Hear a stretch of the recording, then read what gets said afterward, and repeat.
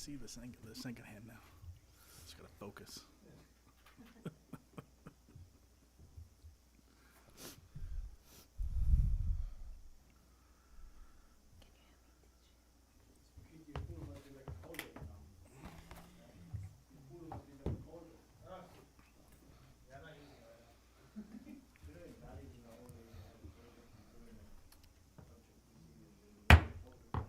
Good evening, and I'd like to call this regularly scheduled meeting of the Planning Commission to order.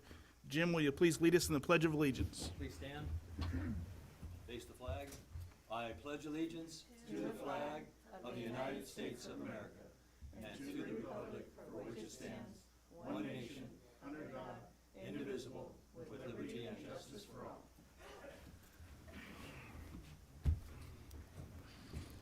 Roll call, please.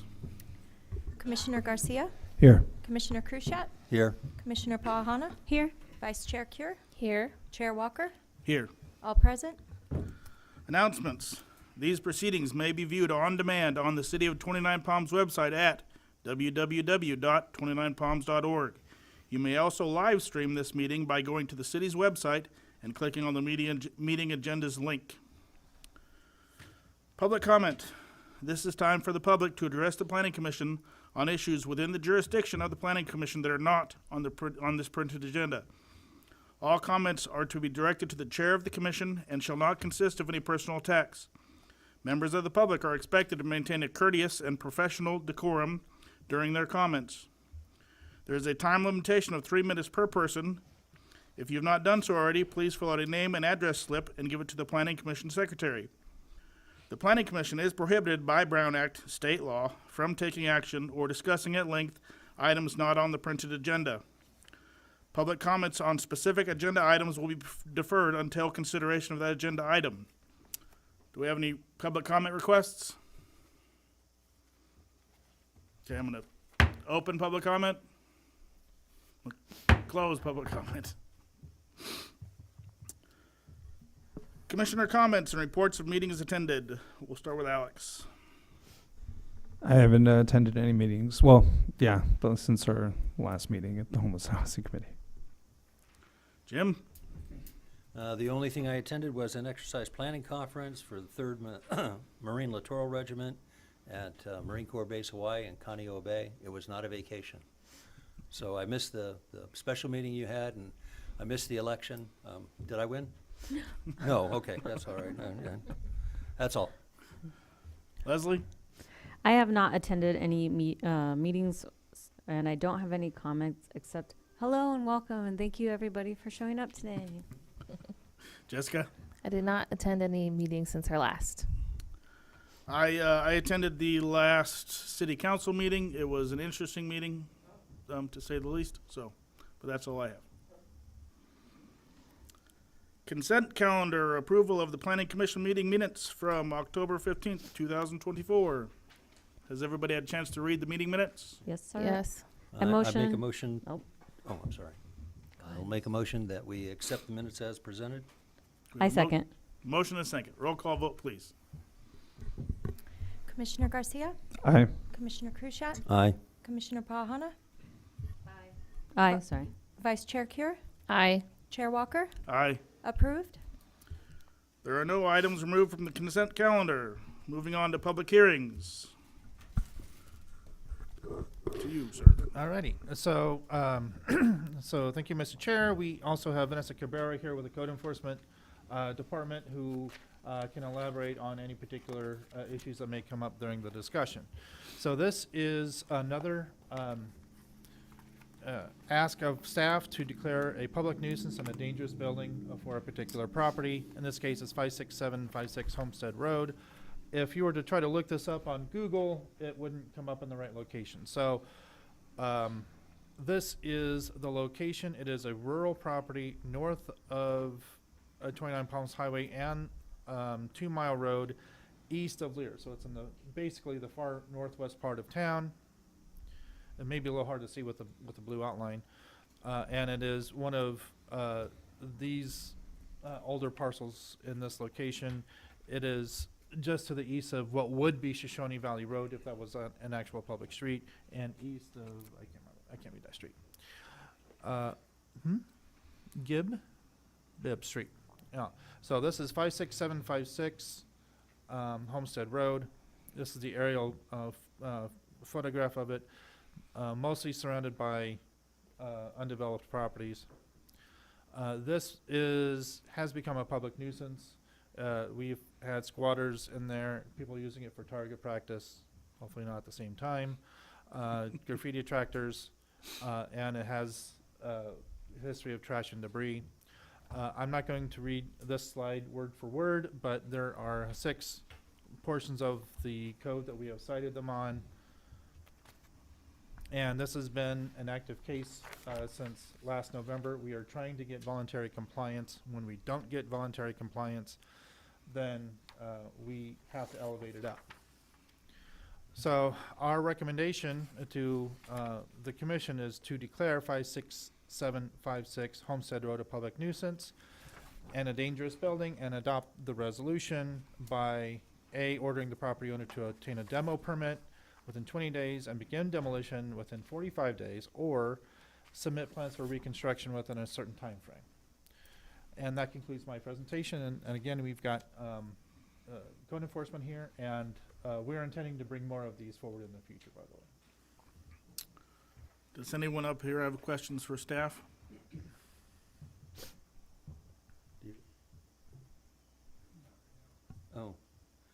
Quick question. I noticed, I went on the records and found that it's 2 years arrears in taxes. And the individual that you listed, I'm assuming, because they list the owner in the tax rolls as the Galvan Rosalina Declaration of Trust. And so this individual is in that trust? Yes, and I do want to make that a quick correction. There was an erroneous reference to a different property owner in the staff report. It did not affect the resolution or the citations. We do want to make that administrative correction. Okay. So the owner is Galvan Rosalina. Oh, it is Galvan Rosalini. Okay. All right. And then we're going to make one more attempt to find this, to locate the individual, At this or? point, we have exercised all ways to try to. Microphone. Okay. We've exercised all means of trying to find an owner for this. We even pulled the title report, and it's just the trust. We've issued notices, cites, everything to them, and we have not received response to date. Okay. And they have signed off because we sent everything certified mail, regular mail, and have posted at location. So they have signed and they have received them because we have the receipts for it, but nothing has happened, so. And if we approve this, then the next step is that demolition of the building and removal of the, Right, we would give them the 20 to 45 days to either demo it themselves, and if they don't take action at that time, then we will proceed and Okay. then just demo. all right, thank you. And just so you're aware, the accounting and the costs of this will be approved by the city council for anything that the city incurs. And then should the council approve of the accounting, then a lien will be put on the property for reimbursement. Any other questions from up here? No. All right, I'm going to open public comment. Does anybody want to give public comment on item number 2? I'm going to close public comment.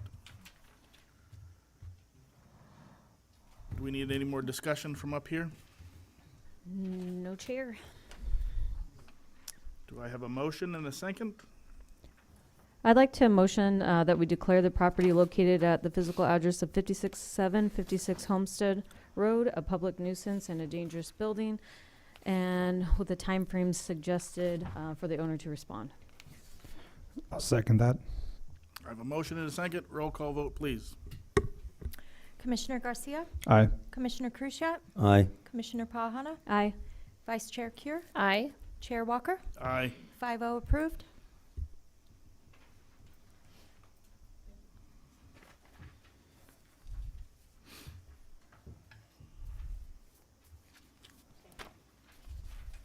Moving on to item number 3.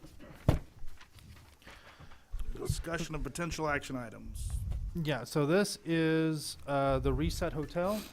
This has been before you a number of times. The last time was before you for a road vacation. In this case, it's deferral of condition of approval E12, which is a deferment, which is the requirement for undergrounding of utilities. Here is the property in question, which is under development now, if you were to go out there and see it. The same property owner owns all of this other property here in yellow, and then to the west is Public Works and Animal Control, which are city facilities. The request is to defer the undergrounding of utilities until they develop phase 2, which is highlighted here in green. And here is the exact wording, which is pretty simple. We ran the costs by the city engineer, and I got the response from the city engineer here earlier this afternoon. Long story short, he has no objection to it. And a little bit of background on this particular regulation. It is not a Southern California Edison requirement to underground. It is the desire of the city to get, this is how our particular development code reads. So it is, it is not an Edison requirement. If we desirous in the future to revisit that particular requirement, so we don't come back and do this, we are open to that suggestion. But as for right now, the city engineer has no objection to this particular deferment. And then should the planning commission approve of this deferment, then the applicant would have to come into a deferment agreement, and which is included in your staff report, and then basically participate and not object for the future undergrounding of the utilities once that does occur. The city planning commission does have the authority to defer this condition since the city planning commission approved it the first time. It is staff's view that since the city engineer has reviewed the costs and found them accurate, that we can say that that the costs have been prepared by a licensed professional and approved by the city engineer, found accurate. The cost of such undergrounding or the impact on adjacent properties exceeds a reasonable cost based on the scale of the project. 3, the property owner shall enter into a deferment agreement, which we've discussed already. And undergrounding of utilities shall be in a manner consistent with the surrounding improvements. So if the planning commission can make these findings, then we can authorize the applicant to get into a deferment agreement with the city. And that's our recommendation. I have a question. Can you go back one slide?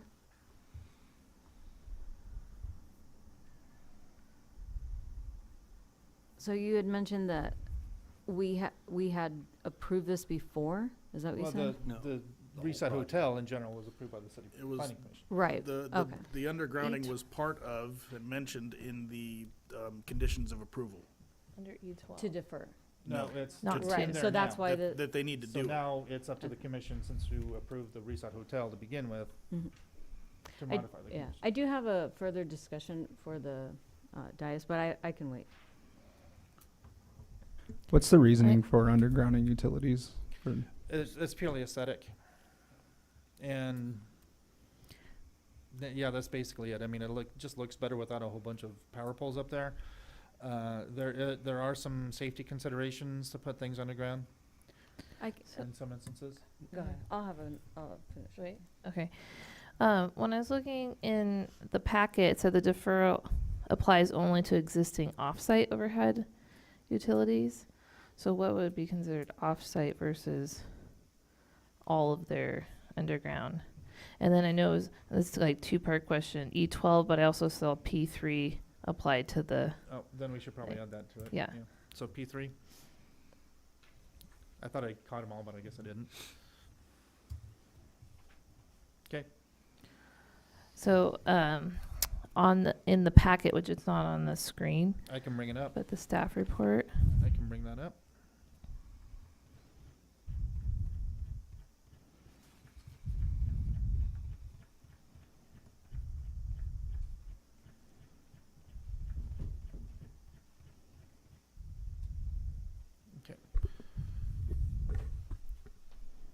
So it says, a request shall apply only to undergrounding of existing off-site overhead utilities.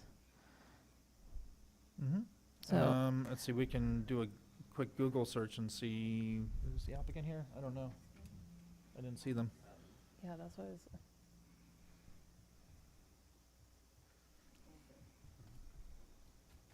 While we're pulling up the information, if I got it right, I think the cost of undergrounding was somewhere around the neighborhood of 247,000 or Yes. 274,000, which 270 it something. was closer to 300, yeah. Yeah. And you had a recommendation in there that if the cost is too great for the size of the project, and I think that's a very, that's a multi-million-dollar project. Yeah. So Okay. that's So when he's That's asking a- for deferring, he just wants to do it at a later time. that's correct. Okay, Well, in December of last year, yeah. we had a discussion of deferring utilities, and the decision was 5 years, or until the other side is developed, whichever comes Mhm. sooner. So I guess my question earlier was just if they're doing all this work now, would it be easier to do it now? But if it was a requirement on the one specific property, why is it it's like casually dismissed for this property? So I'm just kind of curious how that Casually works. dismissed. Like that Yeah. it's, I guess, more or less like, the way the language was reading, that it could be, like to Jim Krushat's point, the multi-million-dollar project, we're talking about 270,000 to underground, but it's not necessarily a requirement from Edison, it's our code It's our requirement. code. Okay, so, And that was true on the prior project as well. okay. So what's considered off-site? Well, not directly on their property is would be Yeah. offsite. So they're just deferring the off-site?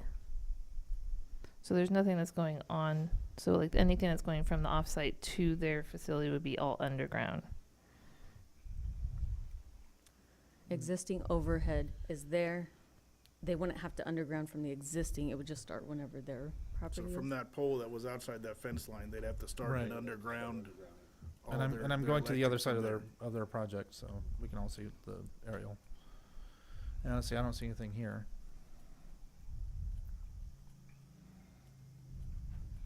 Probably because there isn't any. Mm-hmm. The further discussion that I wanted to have with the dais is that, remembering last year,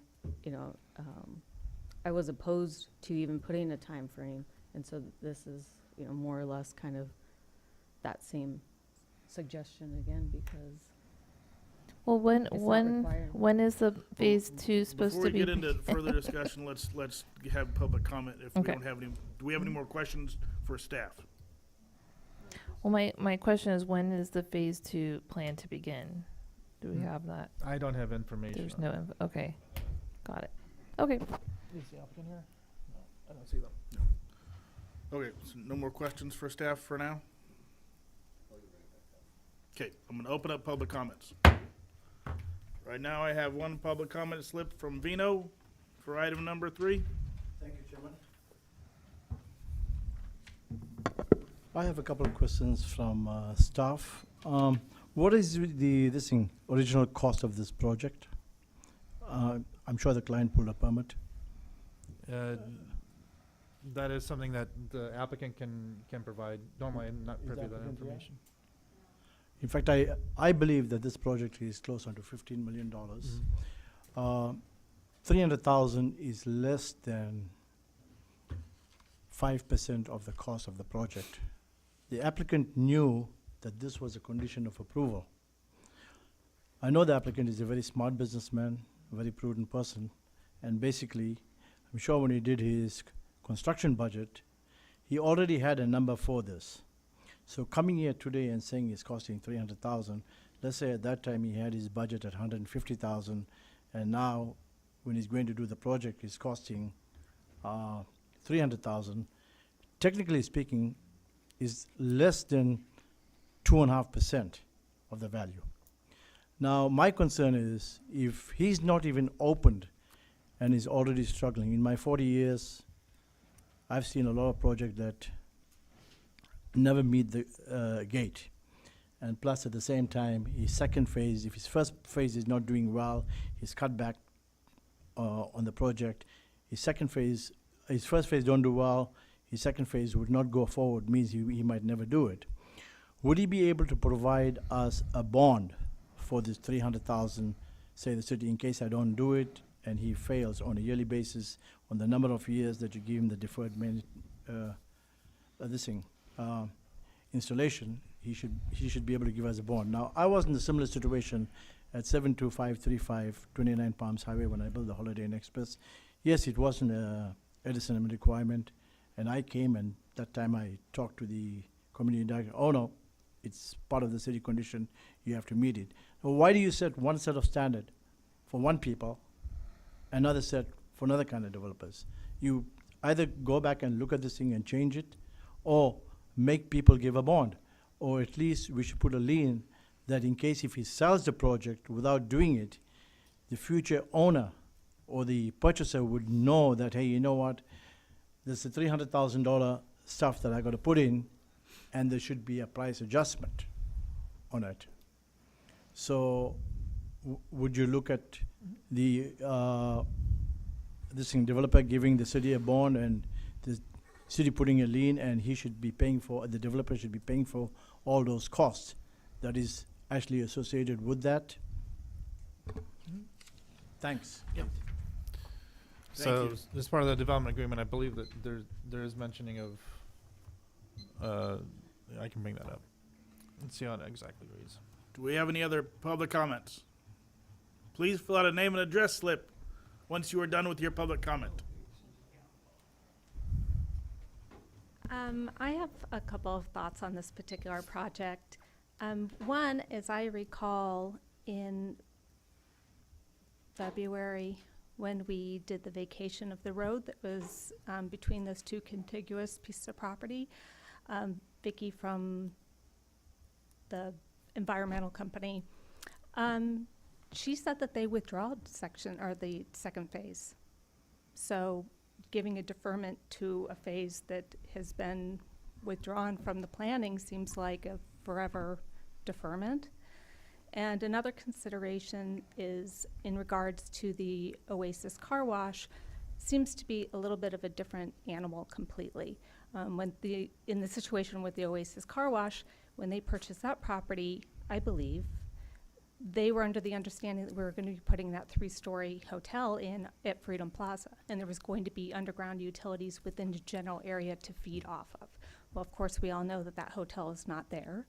And in that situation, they were going to have to pull from the north side of the highway and deal with Caltrans, which is kind of a different animal than what we're talking about under this situation.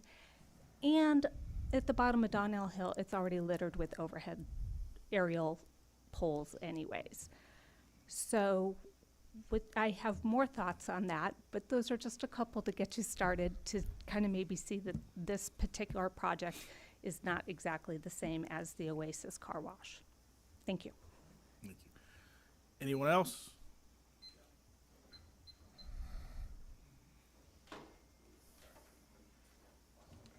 Hey, Eric Menendez.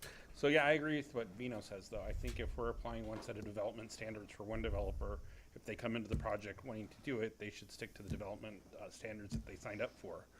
And I do have questions about if they're not, they came before you in February to say they're not going to do phase 2. So they pretty much said, we don't intend to develop phase 2. So how are they, I don't understand, deferring this action to phase 2 if they're never going to develop it. So those are my main two questions. I definitely think we need to stick to precedent and stick to policy. So thank you. Thank you. Anyone else for public comment on item number 3? All right, I'm going to close public comment. For further discussion up here. So basically, that's kind of back to the points, like if we, although we had deferred, but it's in our development code, so it does appear as a requirement. However, the city engineer can approve that they agree that it's not necessary and it's not, doesn't have to be a requirement. The city engineer only approves the cost as accurate. That the cost was accurate. But in the presentation earlier, you had mentioned that it's something that even could be removed from the code, but it's also something that we could determine by each deferment application that we get. Well, yeah, and and if that's the decision, and I heard some of the speakers saying, you know, if this isn't a requirement, it shouldn't be a requirement unless we visit it permanently. I mean, that I'm open to that suggestion. Put it that way. Yeah. So we don't have the total cost. I don't have it. So, and they're not here to answer any questions. Do you have a choice to make? We could defer this to next month and make sure that they're gonna be in attendance. I think that would be helpful so you can base, like, if you're saying it's a huge cost to the total, we don't even have the total, then that doesn't make sense, for one. And for two, I agree with the phase two. I believe when we did the road, it was deferment. So then that's why I was at, one of my questions was, when is that supposed to begin? What's part of it? And we don't know the answer to that. We were already told before that phase two was not going to happen. That's why they wanted the road.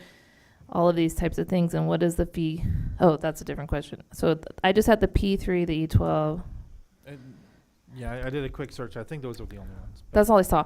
And then I just want to confirm. So the off-site, so everything that's on-site has to be underground no matter what. This would just be the ones that are in that front road. Right. Okay, got it. Alex, you had something? I agree with having consistency. If we're going to have others do it, we'll just start setting a precedent. And I really thinking down the line of other developers coming in and being like, well, they did it, why can't we? And I wouldn't want to go down that road, especially seeing that I believe 29 will have more developers coming in personally. But yeah, I think he should, or the owner should be here to answer all the questions, because if he's not here, then we are missing out on some important numbers. So I'm not sure. I just, Go ahead. oh, no, it was, if I, we originally approved this project in 2021, correct? Yes. Yeah, that's what I thought. Okay.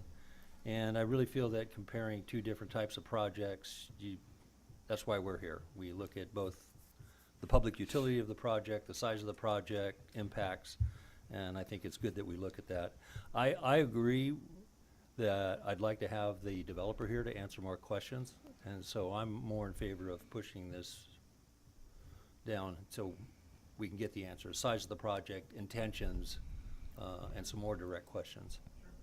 Is that more or less to confirm, like, if there is a phase two again from, Yeah, it can be to the phase two. How long is he asking for a deferment? What is the time schedule for his project? What's the You know, cost? Does he intend to complete it? Because this is a fairly large-scale developer Yeah. doing this Yeah. project. Yeah. To me, they are kind of in a different boat than the car wash. which was given a It's- restriction? And we Right. gave them a deferment because they are a smaller scale operation to me. This is a fairly large scale company coming to do a thing that they knew what they were signing on for, like Vino said. They knew this was a requirement, and they should have costed that into their project. So for me, on this particular one, I'm not so on board with the deferment because it is a requirement, and I think it does add some nice aesthetics to the city when we do this from here on out, with some exceptions of people that just, if we make them do that, they can't do the project. Yeah, and Again, Understood. no, go ahead. I was gonna say understood. I mean, if this is something that we need to revisit in the future, we're trying to do our development code cleanup, this could be put on the list of things we can revisit. And to me, it also does, not being here today kind of really hinders us in making the correct decision for this city. Was the reason that they didn't come? I had a conversation with the main applicant, and I know the representative also received a notice, so I don't know. Okay. Anything else? If we set a deferment now for a specific time, they could reapply for a further deferment? Like if we Well, said in 3 theory. years, and then if they came back and say, oh, we're gonna need some more time, or we would like to do this at this time, and actually, like, come here for this? Yes, I do believe they can ask for a Th- th- this- continuance. Yeah, On there's to the nothing stopping deferment. them from doing that. Yeah. In our deferment, we could even say, like, defer until 3 years, and then if needed more time, you must reply within a year, or otherwise you have to do it. I don't know. Yeah. I think that's I what we mean, did for the car wash. We already- gave Yeah. them, We did. there's a time period for deferment Or until phase or two. until the other property is developed, which makes the undergrounding much on that side of the highway. And then there is an extension they can do on the deferment. I mean, if there's a deferment, I like the idea Vino brought up of the conditions of sold and whatnot. Same thing. I mean, the car wash.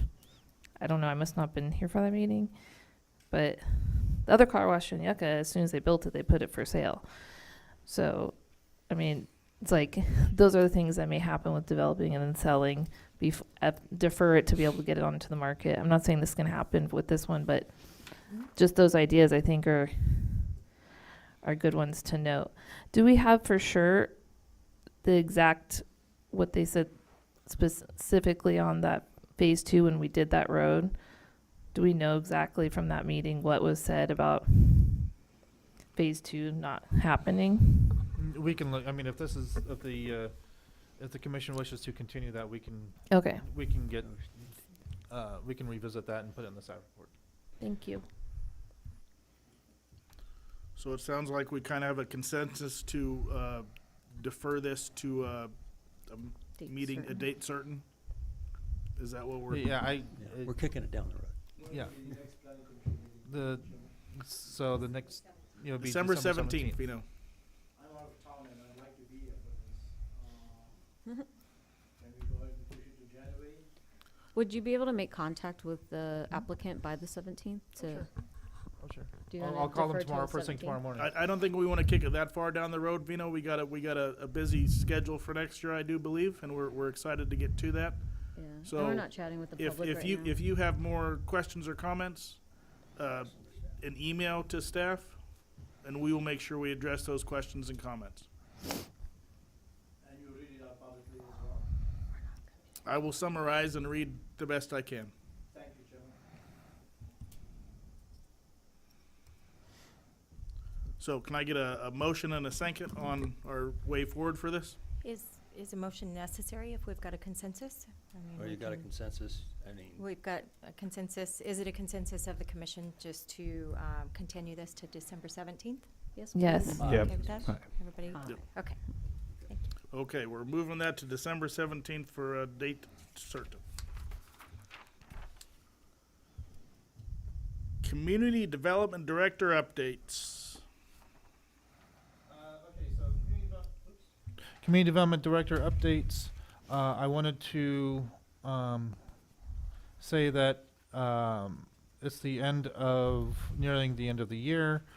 We have 2 planning commissioners who term expires in February, so I will be issuing the recruitment.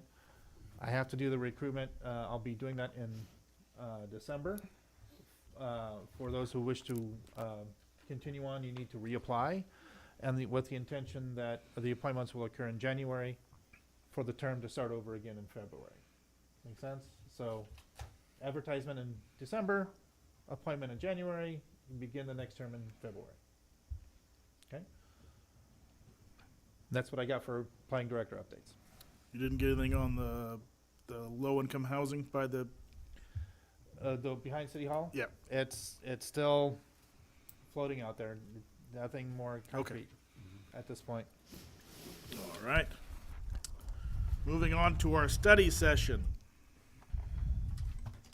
Okay, so this is a subject that I've brought before the commission before, and I've had